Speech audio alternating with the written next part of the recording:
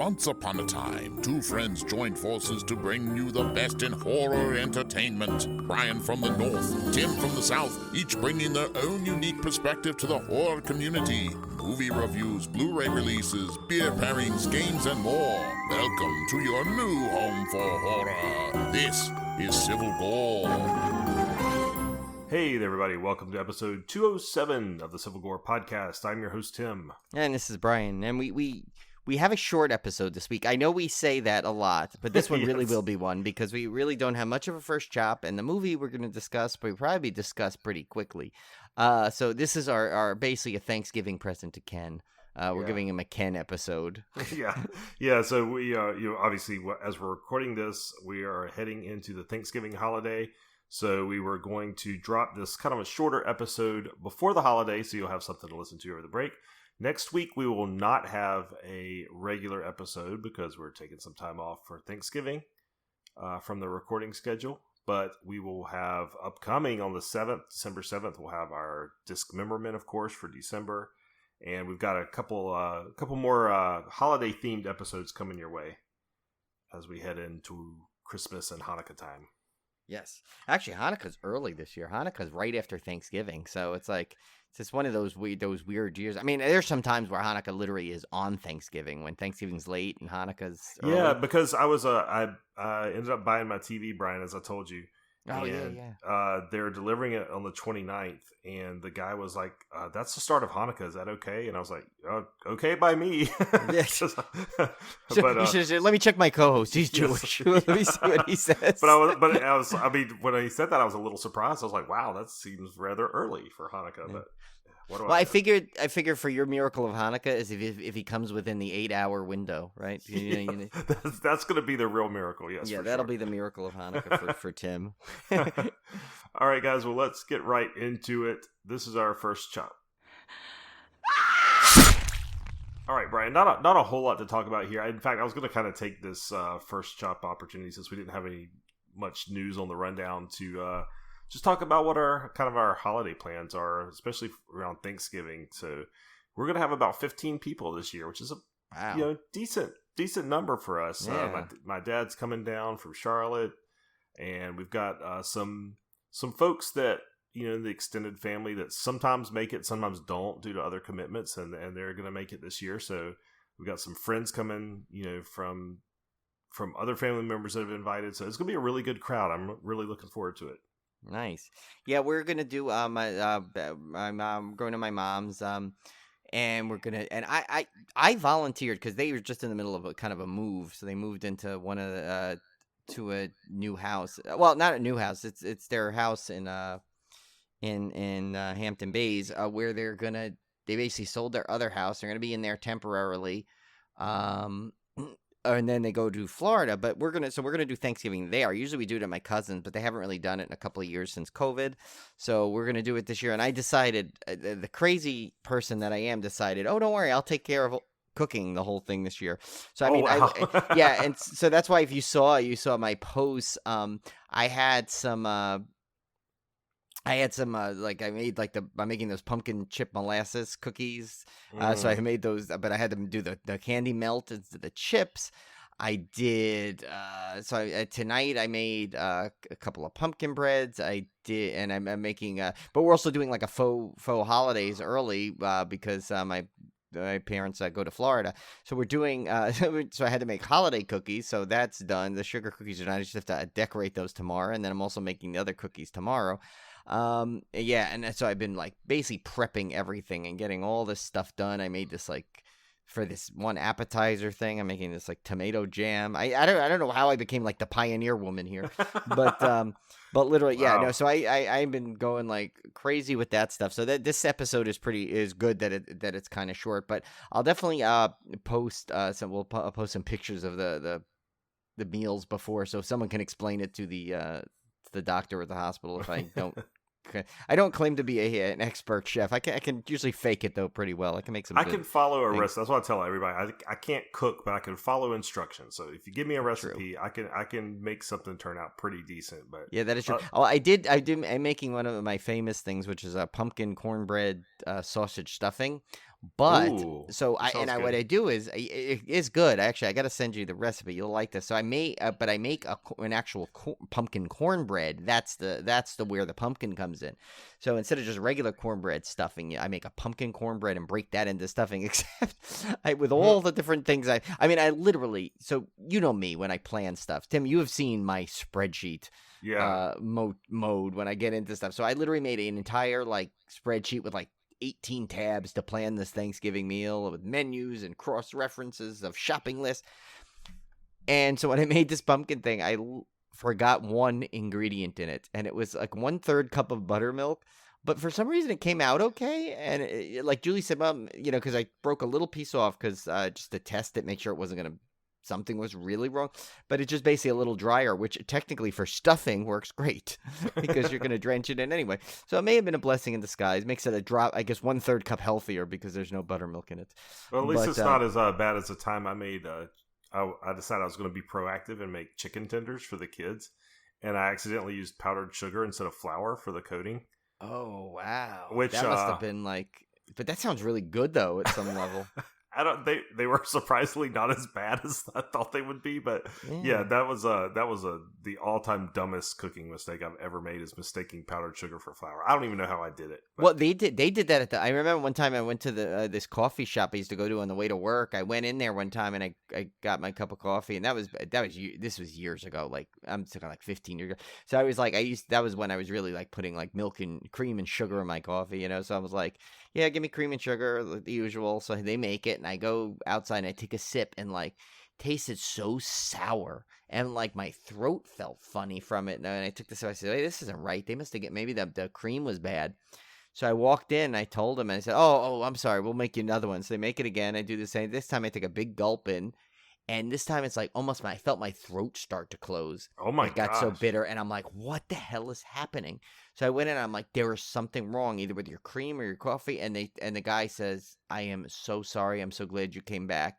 Apparently, some prankster put salt in the sugar container as a joke to somebody. So they basically served me like coffee with like salt in it. Ooh, gross. And it was the most nastiest thing ever. I don't know how it literally, I felt my throat closing up because the amount of salt I just took in. I mean, picture like a spoonful of salt just eating that like that. Oh, that's gross. It was horrible. But now that we've gotten horror stories out of the way here, for Thanksgiving, so that's what we're doing. I'll take pictures. My dad and stepmom are going to be up there. Come up the day after. We always do a day after Thanksgiving with both sets of parents, so we have a whole big fun. So we basically eat nonstop for the whole weekend. But we do have one piece of non Thanksgiving news, and that's another one. We got a new promo coming, so keep an eye on social media for this promo too. If you by now while you're hearing this, you probably saw our contest for I said the reef house. Well, it might be a reef house if it was under the ocean, but it's under a lake. Yeah, the deep house. Okay, there you go. Well, you saw that we were giving away 5 free digital rental codes on Redbox. So, basically, as long as you like and retweet that contest message, you are entered into the raffle, and we'll just randomly pick whoever the first 5 people are. Right now, at current recording, we have 4. So right now everyone wins. But hopefully, we'll have some more by the time by the deadline of. This what did I say, Friday? Friday. Yeah, Friday night. Yeah, and the thing. So yeah, we'll check that. But we have a new nun, and this one comes from our good buddy, which I didn't realize, Alex McCauley, who we had on. He did Don't Tell a Soul, which we had a really great interview, and we loved that movie. Yeah, that was a great one. Tim, what did you name it? The Shroot? You named the great episode with something. Oh my gosh, I made a great. Yeah, now I can't remember. I'll have to go back and look. Shruti? Oh, American Shruti. American Shruti, that's right. Yeah, because Mina Suvari was in it along with Rainn Wilson. That's right. Tim, I'm telling you, if you want to just have fun, just go scroll back through our episodes and just look at the eloquent titles Tim picks. They're always so good. I'll try. But his latest is called The House on the Bayou, and it's the unnerving horror thriller A House on the Bayou is now available on digital and on demand. And if you want to hear about it, it's a family vacation in rural Louisiana takes a sinister turn when neighbors show up for dinner uninvited, testing the family's fragile bond and forcing dark secrets to come to light. Buy or rent A House on the Bayou and watch it today. It's unrated from Paramount Pictures. Yeah, so look for some. I want to see that. Yeah, I do too. Yeah, definitely just keep a tab on our social media because we're starting to get approached with offers for free rental codes and free digital, all kinds of cool goodies. So if you want to enter these contests and win something, it's kind of a cool way to give back to our listeners. Yeah, we have a really good one. We're just waiting for it to make sure once we get the confirmation of the actual items in hand, we have a really cool one coming up. Yeah, you guys are definitely going to want to do that Yeah. one. So yeah. All right, well, let's get to our featured movie. So you guys know we have a strong tradition here at Civil Gore of reviewing bad Thanksgiving movies. Yeah, seriously. Well, somewhere in bad. Like, I mean, I don't know. Did we actually do it Thanksgiving? Like Blood Rage. Blood Rage was good. That was fun. Good. I just watched that again. I rewatched it the other day because they were I think on Kim and Ket they were talking about it as a possible thing, and I'm like, oh, that I forgot how great that movie is, and Shudder has That's an early Civil Gore episode too. Yeah, very early. And that ain't Cranberry Sauce. Yeah, no, that one's got great lines. That one is such a fun 80s cheesy bad but great horror movie at the same time. It's like and it's not even though that it's bad that's good. It's just like so cheesy, but there's a lot of great kills in it, a lot of good like practical effects, total 80s, but like it's actually a really fun movie. Yeah, Louise Lasser goes like nuts in this thing. She's like so crazy. I forgot how crazy she was in it. I don't consider this one like so bad it's good. I think it's actually good. I really like it. Yeah, no, it's actually really good. Yeah, I meant bad in like a bad way, like like not like Citizen Kane. No, yeah, that's true. And then we've done we did Thanksgiving, which is again a truly bad movie, but it's actually that one's kind of entertaining too because it's just so ridiculous that it's almost that one is so bad it's good actually. What did we do? We did Christie, right? Christie, we did Christie 2 years ago. And then what was the one we did last year with Dermot McDermott McPhee? The one where he was where he got all angry about his pumpkin pie or something. Dylan McDermott Mulroney or whatever. We butchered that one. Mulroney McDermott. I can't remember the name of it. Had like a really like generic title. Oh my god, you forgot. But it had like Diana Silvers in it, and I remember like Tim and I just had so much fun watching Mulroney McDillard go into this rage mode about him trying to just have this nice Thanksgiving, but it was pretty good. It was part of that. Was that one of the Hulu's like Into the Dark? It was, yeah. That was one of the In the Dark ones. Both of their Thanksgiving ones are good because Pilgrim is really good too. Pilgrim was really good. We should. That one. Yeah, we probably should have done Pilgrim, but we've talked about it so much. I think, we had done it. We'd watched it, and then already done it. So we could. I mean, we had already discussed it, so we wanted to pick something else. But yeah, so this is fun. So this one, I told Tim I was like scrambling. I'm like, let's find a really good Thanksgiving movie real quick. So I'm googling it. I think every year I do this, but I guess every so often the list refreshes, and this one's only from 2017, and it's called Derelicts. And of course, our good old buddies at Tubi had it. Yes. Because I'm looking at them like, okay, who's gonna have this? Wait a minute, I know who. And yes, Tubi does not. Tubi saves us again. Yeah, they always come up with the saving grace. Tubi's not always going to give you the diamonds. No, Tubi is. They give you the rough. Yeah, Tubi's going to give you the quantity. It's up to you to find the diamonds. So you gotta. So if you're looking for a title with Halloween that's not featuring Michael Myers, or you're looking for a Thanksgiving movie that you've never seen before, Tubi probably has it. Now, it's not going to guarantee that you're going to enjoy it, but it probably has it. But we'll talk about Derelicts. It does have some redeeming qualities that we'll talk about. Oh yeah, no, and it and like Tim will tell you, it has it's two of the three biggest things that freak me out in it done in a pretty creative way, I have to say. Yeah. But, all right, so this was again 2017, directed by Brett Glassberg, starring and apologize if I mess any of these names up. Kelly Dillon as Constance, David Lee Hess as Greg, who is he was in Fear the Walking Dead. Emily Ammon, I thought he looked familiar. Yeah, as Barbara, Dalton Allen as Leslie, Steve Uzel as Francis, Les Best as Cap, Lena Dietrich as Beverly, Sam Pleasant as Black Forest, Clay Shirley as Sal, Cara Mellon as Bo, Andre Evernos as Turk, Marcella Pineda as Morgan, and Pat Turner as Paul. A strange suburban family's Thanksgiving is disrupted by a gang of vicious vagrants. So, Brian, this one is I'm not gonna trash the movie or anything. No, because I have to say I had fun watching it. Yeah, it was actually kind of fun. It's a low budget film. I think the budget was $150,000. Yeah. What did you say was a Walgreens version of? Well, I said it's a dollar store version of House of a Thousand Corpses. And what's funny is I was reading the reviews on IMDb as I was watching the movie, and actually the first review on IMDb called it the Dollar Tree version of Rob Zombie's Firefly Family, and I had not read that review when I said mine, so that's two people came to the same independent conclusion. But I don't want to. I mean, that's kind of a mean-spirited, jab at the movie, but it really does have a strong.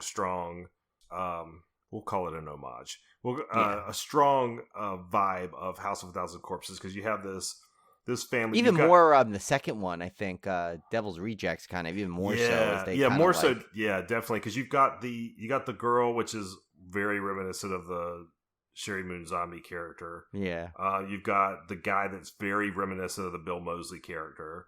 You've got a Leatherface clone, which in this case he wears a stuffed animal over his head. Yeah, that had to be the most unique mask I've seen in like horror movies. I mean, like you've seen Leatherface, all his donning like human face skins, and all that stuff, and you see Jason's hockey mask, you see Michael's. Various Star Trek masks. But yet you get this guy literally is wearing a stuffed animal on his face as a mask. And what's weird is there's other scenes with him in like these weird because this movie tries to do like some artistic sequences. Yeah. Where they some like metaphoric scene imagery and stuff. And there's and so he does have I guess he's got mostly a bandaged face. I mean, you never actually see what he looks like. You kind of get little peeks of his face, but I don't know. He's kind of more like a pet than he is a person, the way they treat him. Which, again, is very reminiscent of Leatherface, right? Yeah. He acts like, they treat him kind of like a child kind of thing. And then the African-American guy really gave me strong, like, Captain Spaulding vibes. Yeah. So everything in here really was reminiscent of those movies. You could tell there was a strong vibe there. And they basically crashed the house of this family, very, very dysfunctional family. Yeah, at Thanksgiving, and not many likable characters in this on anywhere no in level. This, though. I mean, maybe the daughter. I mean, likable in a way, like in a weird way. Yeah, the blonde daughter, she was good because she actually had a problem. Like the other people were kind of like not like. Well, I guess the grandmother or the step grandmother, whatever she was, the grandmother, they were okay, but like a lot of the other characters had like these like unredeeming qualities. The daughter was fighting a drug addiction, so and she had a breakdown. So it's like how you can't really hate someone for that. Like you can't dislike a person for that. Like that was just her thing. And because actually she becomes when she breaks part of the plot point. I mean, spoiler alert here. She does break out of her shell when she needs to try and fight back. Yeah, but I think the problem though is that whenever you have a movie with characters you can't really sympathize with or like, it's hard to be scared when they're in danger. You know what I mean? Because you really don't care about any of these. These are not likable characters, so what do I care if they die? Yeah, like the brother. Forget, he was he's extreme. But I mean, and when we say unlikable, the character, that doesn't mean they did a bad job in the role. No, actually, they did exactly the job they needed to in that role. Yeah, actually, you're not supposed to like the brother. You're not supposed to like the father, really. He's like, Yeah, I was actually very pleasantly surprised with the acting in the movie. I mean, as problematic as a lot of it was for me, the performances were not one of them. That was not a complaint from me. I thought the performances ranged from good to pretty darn great. The guy that played the Bill Moseley type guy, I thought he was really, really good. Yeah, so I don't have any complaints at all with the performance of the actors. I thought they all did a fantastic job. The problem I had with the movie, and I'm not looking at the budget when I'm saying this, because I've seen tons of low budget movies, and there's been some great low budget movies, and this one doesn't necessarily feel super low budget. I mean, you could tell it's a lower budget movie, but it doesn't. It's not like a camcorder or something out there that you rented over the weekend to shoot a movie with your friends. It doesn't have that feel to it. It's definitely quite a step up from that. But I told Brian, I said, I feel like this was a first-time director doing this movie, just from some of the choices that were made in it. I mean, like Brian was saying, this is even the opening credit sequences and the ending credit sequences try to kind of give you this throwback Grindhouse vibe to it. Yeah. Which doesn't match the rest of the movie because the movie's not filmed in a Grindhouse style. It's filmed in a very, like, a lot of artistic type things going on with split screens, simultaneous scenes happening at the same time with split screens. A lot of slow motion. Jeez, way too much slow motion. There's like one in there that, like, it seems like, I don't know why they put it. There was like just a one shot little 5-second slow motion sequence that I don't know why they did that, but a lot of editing that was just like, you could tell they were doing it for artistic effect, but it just didn't work. I mean, like, I can just, it's hard to describe when you're watching a film, but I can instantly tell sometimes when it's like a first time director or first time editing. It just has this feel to it. I'm like, no. And I think in this case, less is more when you do these things.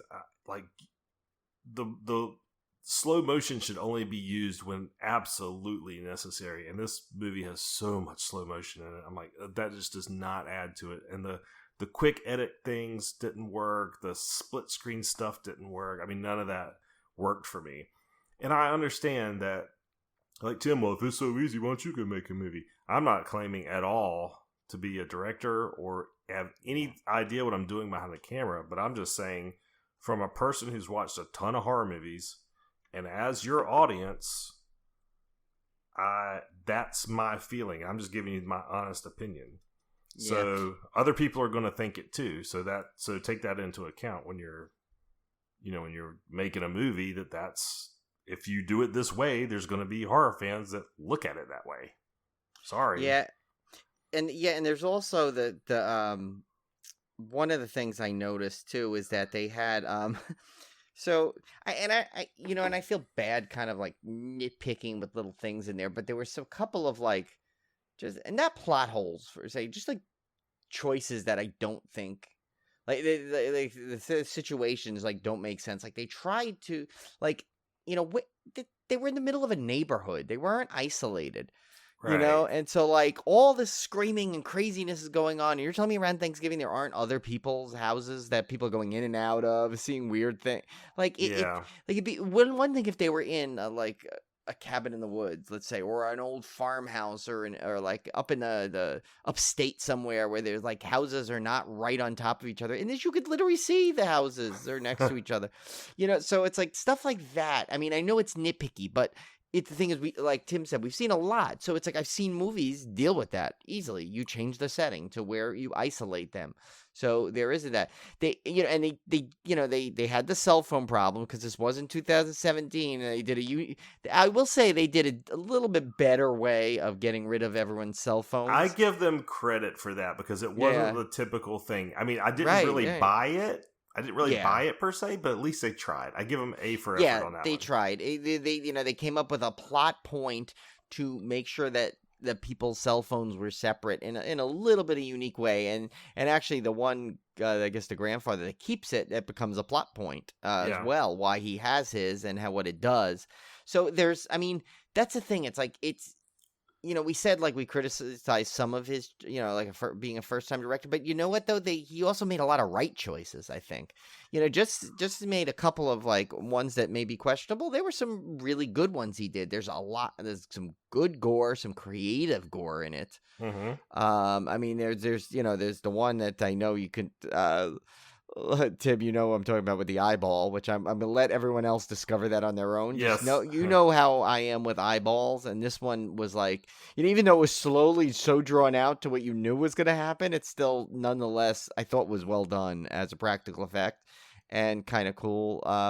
Then there was of course, fingers breaking and or coming off, and they had that one too. They were really going after Brian in this movie. Yeah, they were. The only thing they didn't have, it wouldn't fit the plot point, is like someone floating out a window.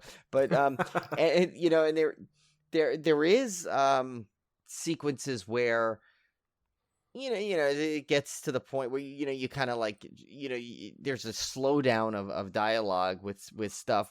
But I even thought that wasn't as bad as I've seen in some other movies. It's like, because the movie still moves at a pretty It's a quick movie. I mean, it's like what 70 something like it's like an Yeah. hour and 13 minutes. So it's not even 80 minutes, right? So it's like so it moves quick. I mean, I had no problems with the pacing whatsoever. In a lot of movies, especially with first time directors, especially low budget films, a lot of times you have really bad pacing problems. I liked that this movie knew that it was a under 80-minute movie and it didn't try to be anything more than that. I mean, I applaud that. Not every movie has to be 2 hours. And if you're padding your movie and making it slow or the pace, I've seen some movies that were 70 minutes that felt like 3 hours. Yeah. Because the pacing was so bad. This movie did not suffer from any of that. I thought the pacing was fine. Yeah, and it was I mean, and they don't hold back on the like there's like they really go rough like this, and the guy even tells you, like the guy even says, he goes, oh, the things we're going to do to you, and the things you're gonna see, almost like he's telling the audience, like, yeah, you're in for something, here, we're not holding back. I mean, there are some like like shocking gore and stuff in there, the way they do it, like you don't quite expect it to be as graphic as it is, and and it's just like you see a movie like this, right? And you have these certain expectations. I mean, based on the plot we read and the box art, so to speak, for lack of a better word, I guess just the poster art, whatever it is on the. Is there an actual term for like the for like when you see the little art, like, but on it's hard to call it poster art anymore if there's no actual poster. It's just like like what would you call? There's no box anymore. It's not, but it's like there's got to be an official like name cover for art. As you scroll by. I mean, and you see it on a streaming service because that's most of the way people watch movies now. On streaming. So I don't know if there's what a title page. I don't know. Maybe Cone will tell us, but and you see that, so you kind of know what you're gonna get. You're gonna get about a lot of gross out moments and all this stuff. But I will say is they did a decent job of establishing the unlikability of certain characters and kind of what they were going through without really draining you from it, or like it's pretty obvious, like in the way they there's a character that comes in later, and the fact of how they get her there is interesting, I think. And and even like she's actually like she's the one that's one of the more sympathetic ones, I think. But I'm being vague, so because it's actually one of the reveals in the movie, so I'm not going to say what. But I mean, this is one though that if you just want a fun movie and you have like about under an hour and a half, but you want to fit a movie in, just watch. I mean, it's on Tubi, right? Watch it. It's it's a fun free Thanksgiving fare. I mean, hope no one else's Thanksgiving turn out like this. But well, going back to the criticisms, I know, but our buddy Jeff that we had on last week had mentioned on Twitter, a lot of people don't have fun with movies anymore, like because they're constantly criticizing them or whatever. And you get that with the professional film critics. A lot of times it's just negative. And when I have negatives about a movie, I always try to look at it as constructive criticism, because you guys know that listen to our show. Brian and I always try to find the best in a movie. We're always trying to find the silver lining, because we just love movies and we know how hard people work to create these for very little return. I mean, nobody's, especially for indie filmmakers, they're not getting rich off of this stuff. No. And I know just from doing a podcast, and it was a lesson I had to learn after I did a podcast, was that it's a lot of freaking work for for nothing. You have to do it because you love it. I mean, you can't do it because you're expecting something in return. And I understand, and I get that. So, I don't get it on the level that these filmmakers do, because they work a lot more hours with a lot more blood, sweat, and tears than I do on the podcast. But it's kind of the same principle. So I think it's fine to criticize a movie if you're doing it constructively and you can make a sound argument for your criticism. And that's what we try to do on the show. Yeah, because like that's always like, and I'll say that in my normal job, I hate when people come up with a, they just come up with a complaint but don't have a solution paired with it. Yeah. To me, you know what? You can complain about everything you find as long as you have an alternative to do it. Because if you're just going to complain and not have a fix on it, why bother? What does the complaining do to it? Yeah, I used to hate that Just at makes work. you look like someone who complains. Always come out with a fix. Even if it's a temporary fix, even if it's a slight improvement, that or something like that. So so I know what you mean, because we try and come up with a valid point, but also trying to have it like a positive with it. And actually, you gave me an idea, Tim. Right live here as we record this, a cool segment. Maybe every movie we should have that like is maybe not like has some negatives in it. We should have a civil lining to it. Yes, We should there have a you little go. segment at the end where The it's civil the lining, yeah. brightest spot of the movie. We just do a civil lining, and that's our bright spot. This past couple of years with this pandemic and everything, and everything that's gone on, I mean, I feel like there's so much negativity in the world. You see it on the news. You see it in people's actions. I mean, people seem more just rude and more hateful. And I've made a conscious effort, and I don't always succeed, but I've made a very conscious effort to stop putting negativity into the world. And I've had to really bite my tongue sometimes because, I see posts on Nextdoor from one of my neighbors or something that's really just a idiotic statement that I want to respond to. And I go, no, Tim, because it's just fueling negativity. It's putting more negativity into the world. If I can't do something positive, just walk away from it, right? So that's what I'm kind of trying to do as well, which you wouldn't know from my Halloween Kills discussion, but I promise, I swear.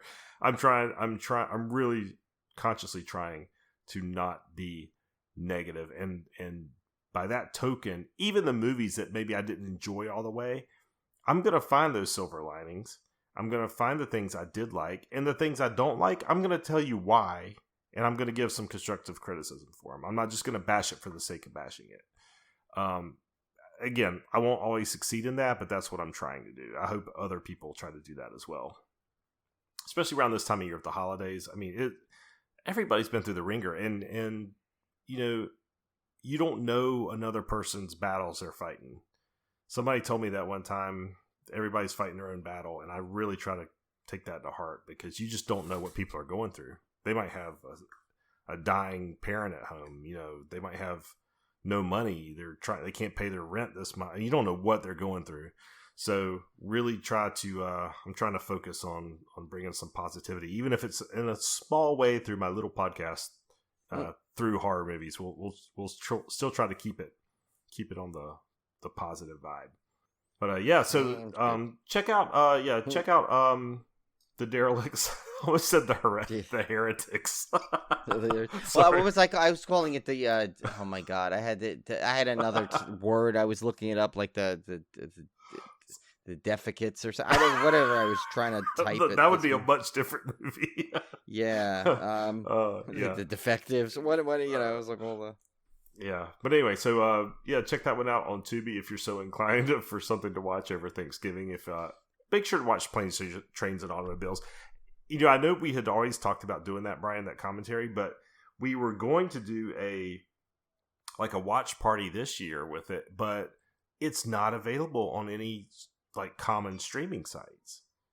Yeah, it usually is. It's funny. Yeah, this year it just wasn't. And I own it digitally, but that doesn't help us for if we want to do a listener watch party. So that's the only reason we didn't do Planes, Trains. Maybe next year. Hopefully we'll get to do it. Yeah, we'll definitely get it done at some point. Yeah. So yeah, but go watch this one. It's fun. It's definitely a fun movie to watch. When group of friends come over, and it's the best part. It's not long. It's and it's got some. If you like some good practical gore in it, it has that. Except for one reason, they used a special effect for rain in this. I don't know why. Yes, that's the one part I can't. I mean, I guess is it cheaper than actually just putting a sprinkler in front of it? I don't know. But yeah, that was an odd choice. But anyway, the Derelicts from 2017 on Tubi. And so, Tim, I do have a beer pairing for this, believe it or not. This is a great beer pairing from a brewery I'm very familiar with. Yes, which was a great one, and it's called Family Drama. It's an Imperial Pilsner. It's from Flying Dog Brewery in Frederick, Maryland. I had a ton of stuff from there. I never got to hit the brewery, though. Yeah. But I've been in that area, and I've definitely had a number of different Flying Dog breweries. They make a really good pumpkin. I think they're the ones like something gourd or something, right? Yeah, their pumpkin's pretty good. It's Yeah, pretty good. they have that good one. And this one's pretty strong I mean, it's a Pilsner, but it's Imperial Pilsner, so but it's 8.4%. So it's with light malt notes, a slightly floral hop character. This beer tastes like good tidings of comfort and joy, which definitely is not this family, but it says which is good because Uncle Frank is here, ready to give his annual update on body parts that hurt. That's great. If only they were so lucky they should. If their worst problem was an old uncle complaining about his body parts, I think they'd have a much better Thanksgiving. That family in this movie. Yeah, they had quite a few more problems than that. Yeah. All right. So last week, our triple threat, we were looking for a movie, and the answer was one of my absolute favorites of all time, Tourist Trap. That's an old school OG Civil Gore, like first season, right? Yeah, definitely. So, clue number one, I have the distinction of being one of the few slashers to hold this rating. And of course, if you've have any familiarity at all with the movie, it holds the distinction of being one of the few slasher films in horror history to receive a PG rating, because the PG-13 rating wouldn't exist for 5 more years. And it really wasn't like, I mean, the content maybe would be R, but really it wasn't like really extra gory or anything. No, I don't think there's any sex or there might be some slight nudity. I can't remember in the swimming pool No, scene. it's not even that, because I was reading about it. The director was, it's funny when I was looking in the trivia pieces for this. It's funny. This is the only reason I know this, because it's just fresh in my mind. If we discussed this 6 months down the road, never would remember this. So apparently the director wanted that skinny dipping scene in the beginning to contain nudity, but he was too shy to ask Tanya Roberts and his co-star. So he finally got up the nerve, but by that point it was too late and they refused. So that's why they ended up with that scene of really no nudity in there, as 3 women are skinny dipping in the lake. And I think, I mean, there's some innuendo, but it's so like goofy and like amateur, and I don't think it would really. It's not, so it really wouldn't do that. And like, I have a feeling if it came out today, it would be PG-13, just because they have that option. But yeah, they didn't have it then. So, and it was definitely not. It was way too tame to be an R movie. So yeah.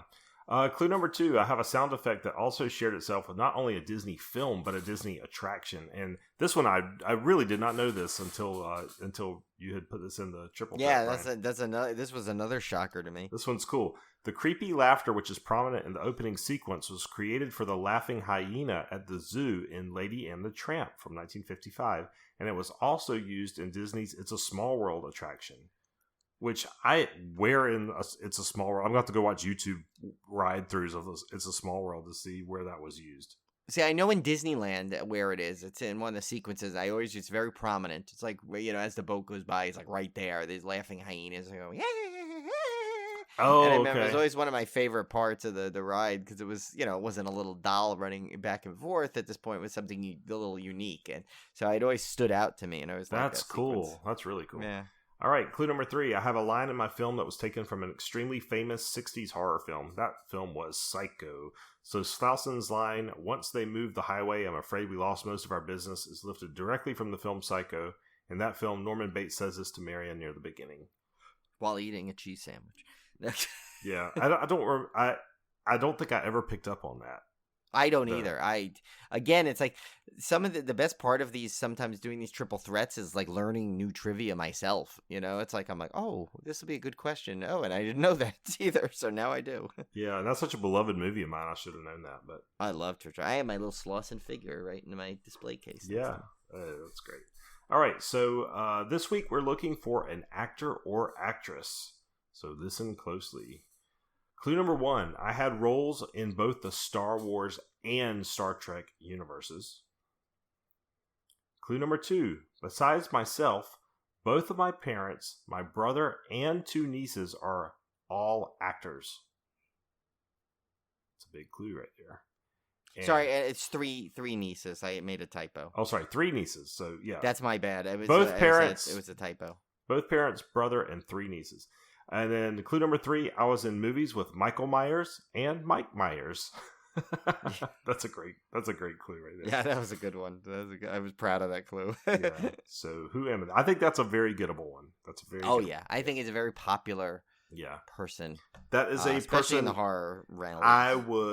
That would be one of my top guests to meet at a con, I believe. Yeah, we Hands could. down. He was just at one, actually. Yeah, hands down, that would be a top one because I've always been a fan. Never ironically, I've always been a true fan of this actor. Yep. All right. So, fan topic food question of the week again from David McHugh, Horror Mailman. This is another good one. Although I had an instant answer for this one, I didn't have to think about this one. Yep. If someone narrated your life, who would you want it to be? Non-Freeman. You cannot use Morgan Freeman. It's too easy. Yes, because that's like the default for everybody. That's the default. You can't use that one. So I've got one, but I'll let you go first, Brian. If you have one, I'll let you go first. Well, so it like you know me. I get into these things. I think I would need like a multiple. I think I need a group. I couldn't settle on one because my life gets so many different situations.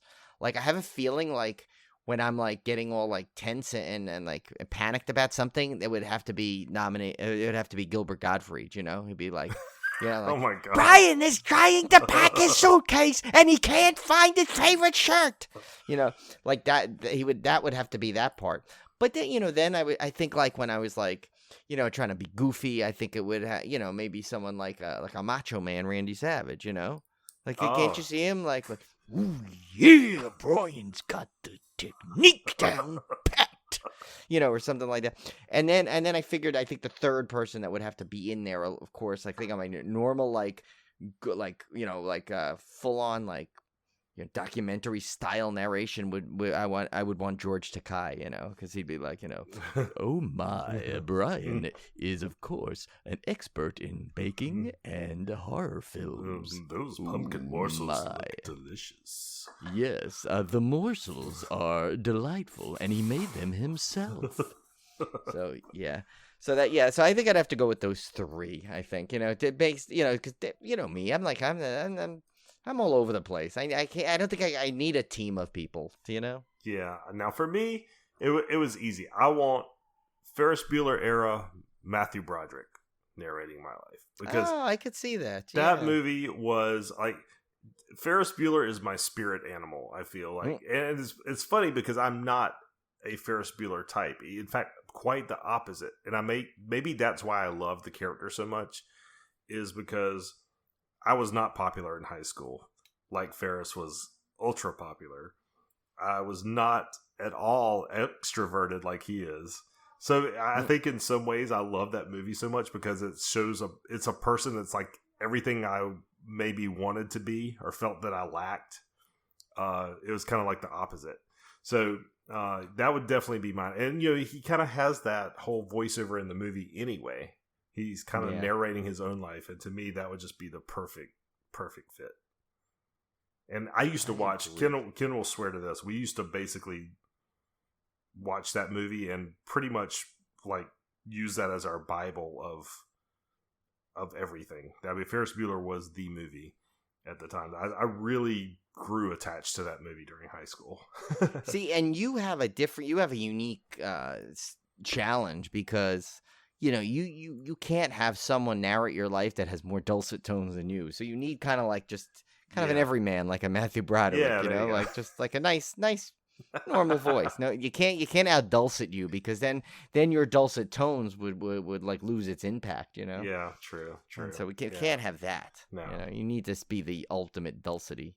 So, a friend of mine at work said that today. We were talking, we had a meeting, and he said, because we had a meeting, it was a new person that came on board into the company, and we were kind of telling him what was going on because we'd be working with him on this project we're working on. And afterwards, he says, wow, that guy's got dulcet tones. And of course, I had to start laughing because I'm like, there's only one person that I know with dulcet tones. Yeah, which is, it's weird because I've never...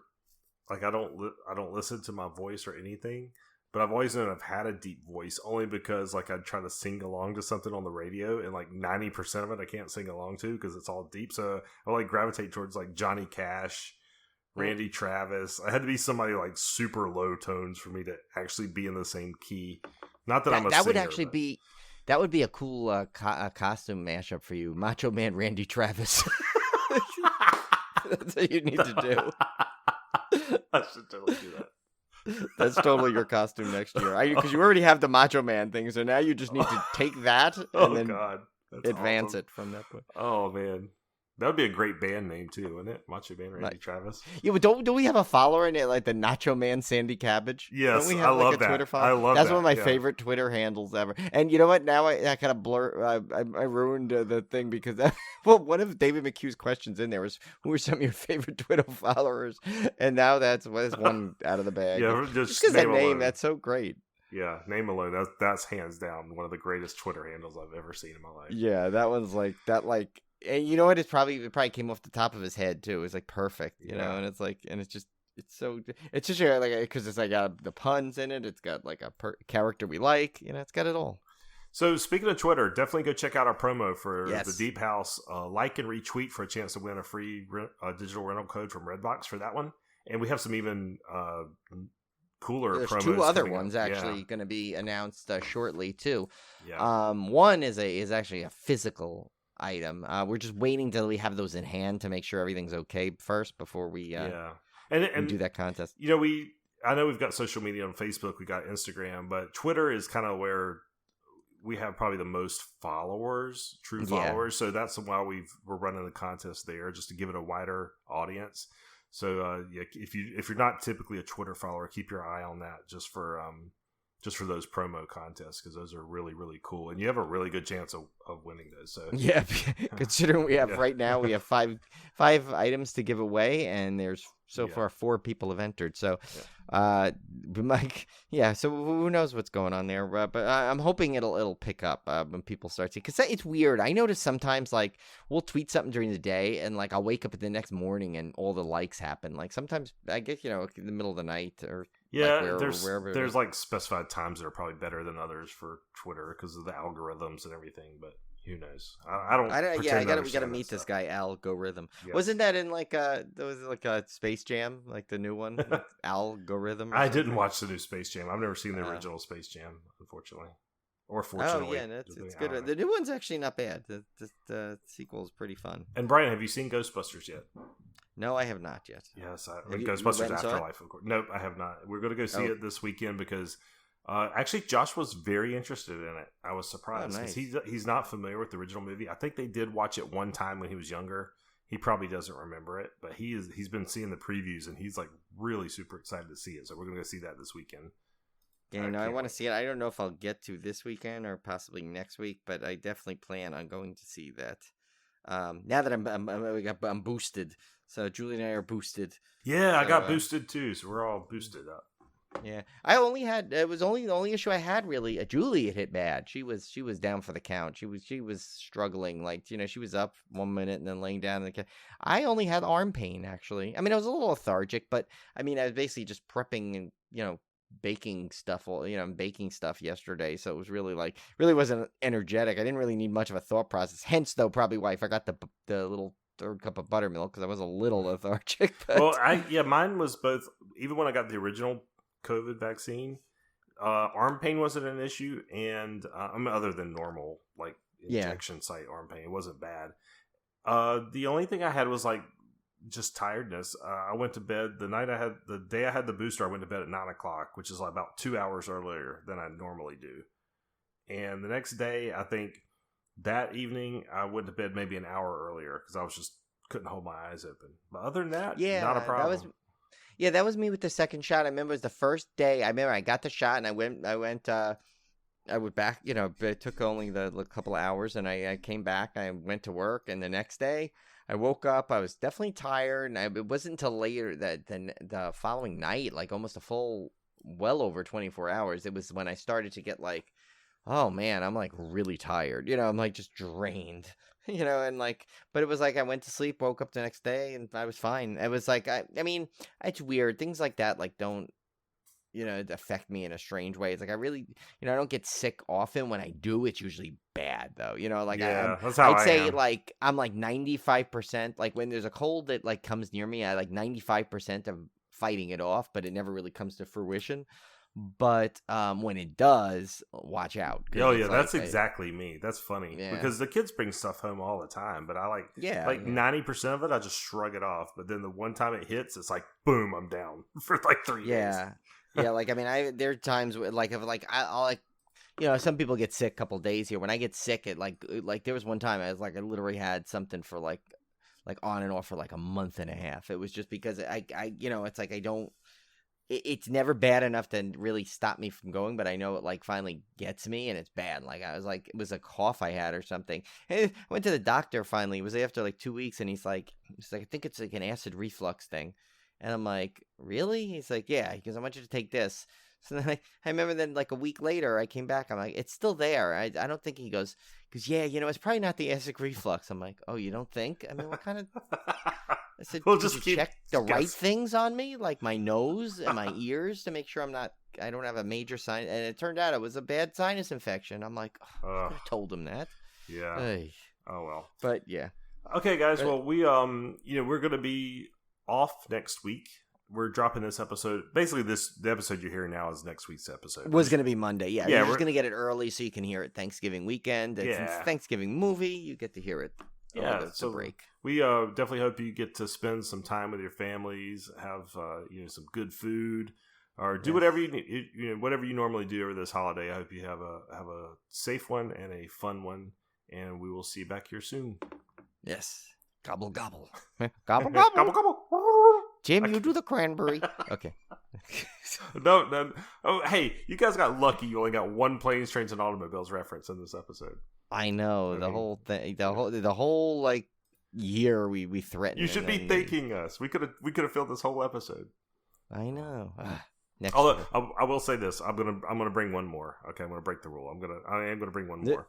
So my buddy Scott came over. We had a big oyster roast out in the cul-de-sac the other night. Which is really nice. Got to meet a lot of neighbors and stuff. And so we were moving furniture, like the neighbor wanted to bring like his entire patio furniture out into the cul-de-sac to have a place to sit. So he was like, "Hey, one of you big strong men come help me pick up this couch." And Olivia, I already know where it's going. Olivia runs over and like grabs one end of this freaking couch, and she's like helping him lift it up, and everybody's like standing like, "Whoa." And Scott immediately goes, "She's little, but she's strong." Oh my God. First baby come out sideways. And I was Tim, I was dying. Did you go? I was dying. Like, only Scott would do that. I mean, all my friends are Planes, Trains, and Automobiles nuts. That's like a prerequisite to be Tim's friend. You have to intimately love that movie. So anyway, I got to use that. I got to see it used in real life by somebody other than me, which was fantastic. Yeah, I think like anytime you get to use like a Planes, Trains, and Automobiles like line in the wild. Yes, in the wild. Yes, it's great.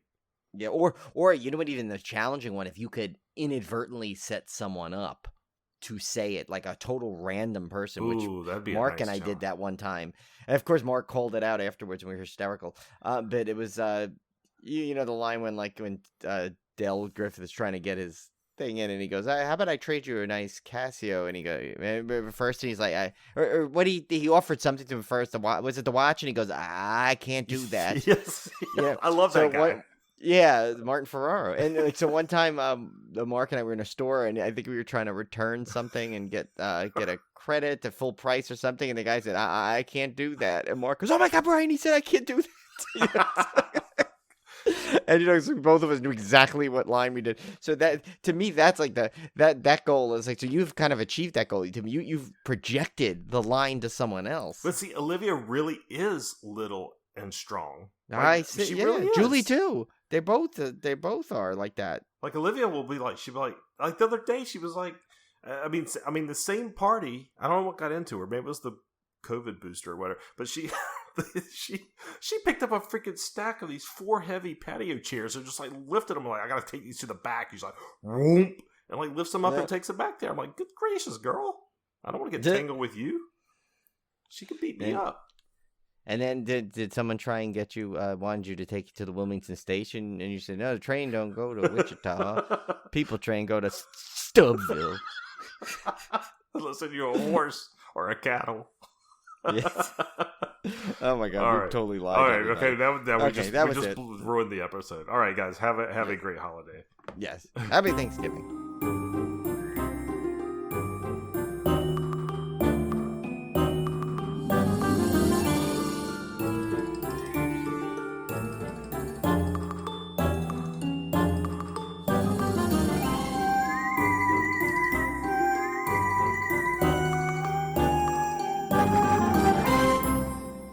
Get your lazy behind out here and put that trunk up in the back. Oh, no, we've got it. It's very heavy. She don't mind. She's short and skinny, but she's strong. Her first baby come out sideways. She didn't scream or nothing.